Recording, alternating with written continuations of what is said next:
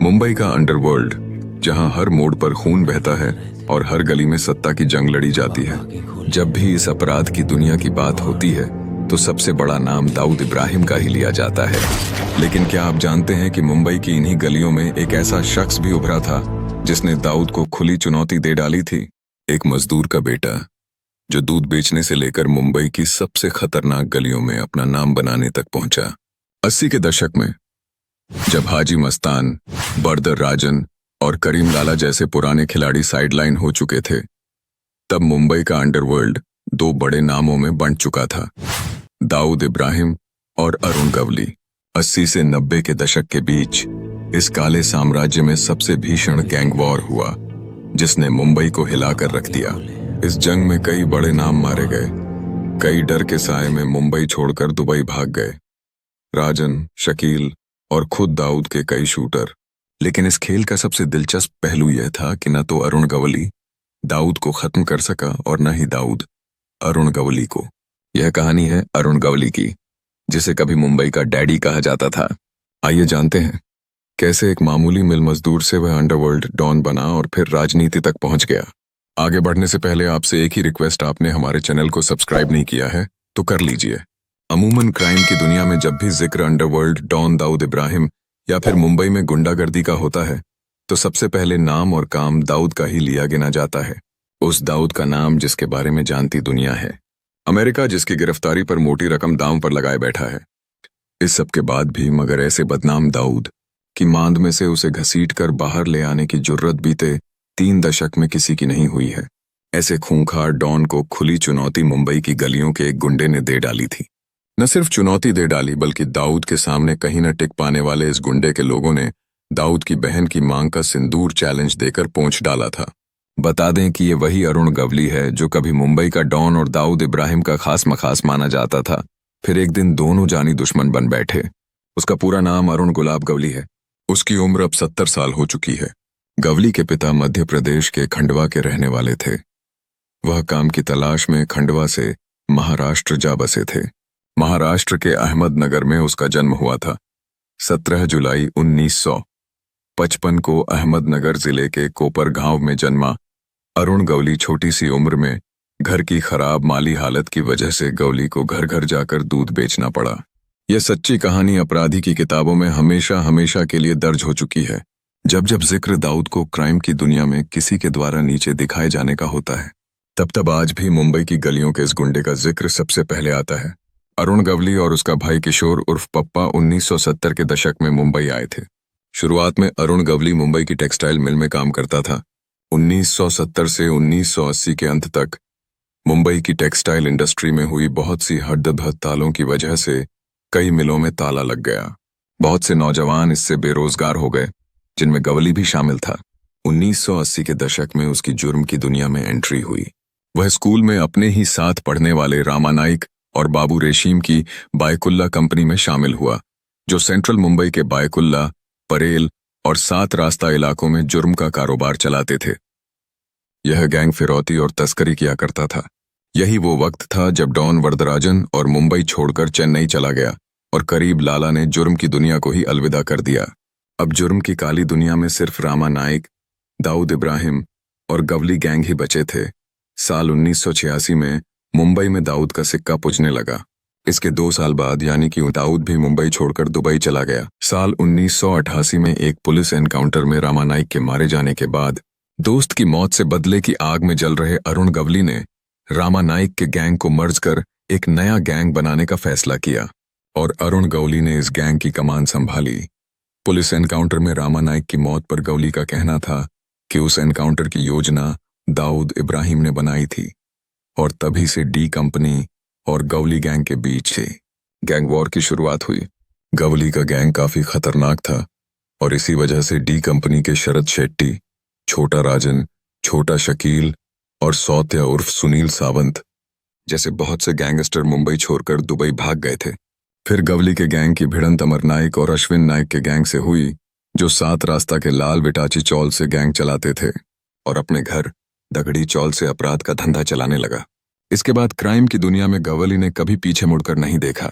दरअसल गवली का घर भी ऐसी जगह पर हुआ करता था जो 80 और 90 के दशक में गैंगस्टर एक्टिविटीज के लिए बदनाम था। 90 के दशक में अरुण गवली रंगदारी, हफ्ता वसूली और सुपारी किलिंग के धंधे में उतर गया। इस दौरान लोग उसे सुपारी किलर के नाम से जानने लगे थे। अंडरवर्ल्ड की दुनिया में गैंगवार से जुड़ा यह सच्चा किस्सा है अब से करीब 30 साल पहले का, यानी 26 जुलाई 1992 का, जब मुंबई में गैंगवार अपने चरम पर थी।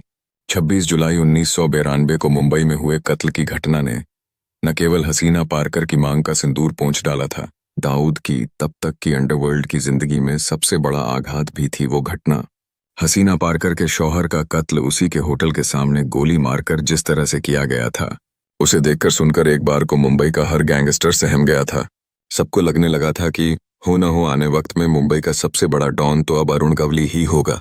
हालांकि वैसा हो न सका और साल 1993 में दाऊद के आदमियों ने गवली के बड़े भाई किशोर की हत्या की। कहते हैं पारकर की हत्या ही गवली और डी कंपनी के बीच दुश्मनी की सबसे बड़ी वजह थी। गुंडे एक दूसरे को नीचा दिखाकर अपना आधिपत्य जमाने के लिए दुश्मन गैंग के गुर्गों को दिन रात तलाशते रहते थे, ताकि मुंबई में सिर्फ और सिर्फ एक ही गैंग का बोलबाला बरकरार रह सके।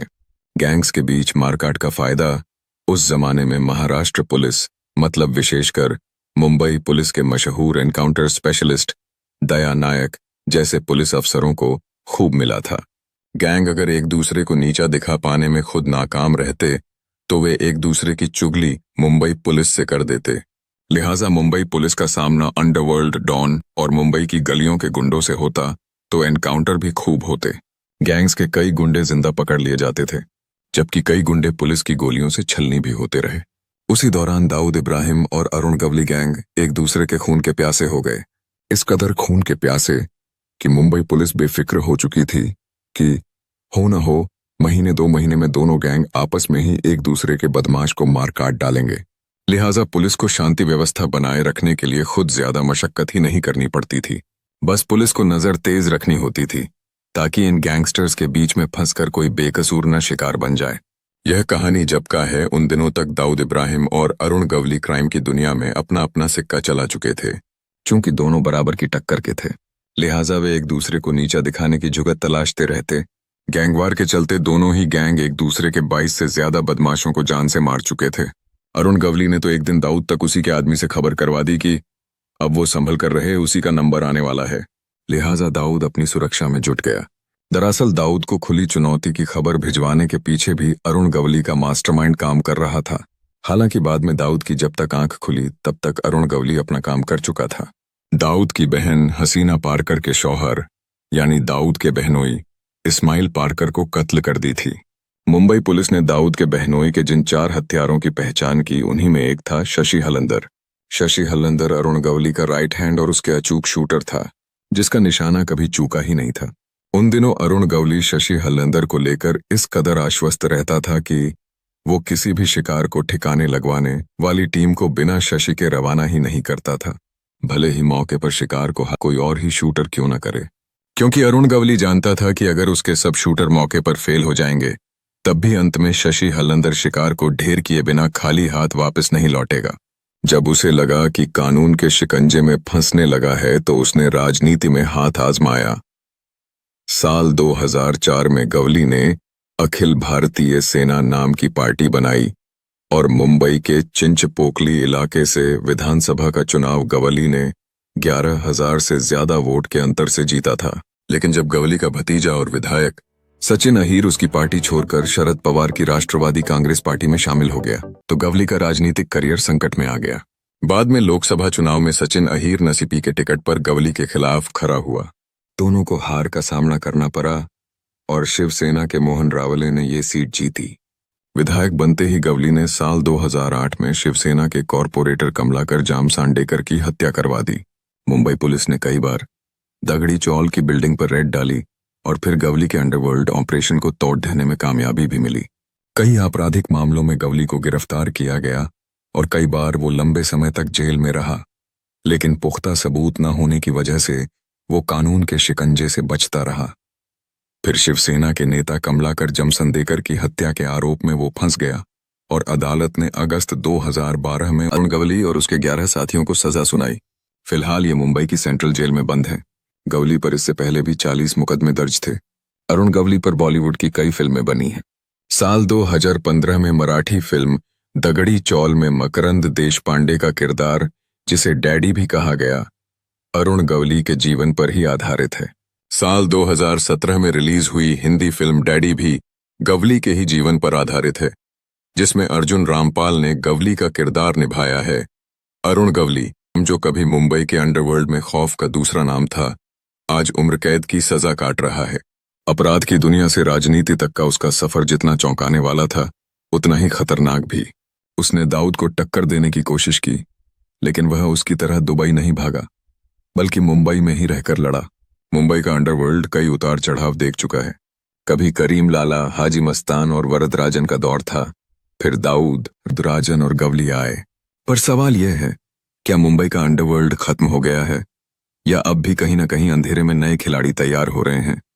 अगर आपको यह कहानी पसंद आई हो तो वीडियो को लाइक करें, चैनल को सब्सक्राइब करें और कमेंट में बताएं, क्या अरुण गवली को सच में डैडी कहा जाना चाहिए था?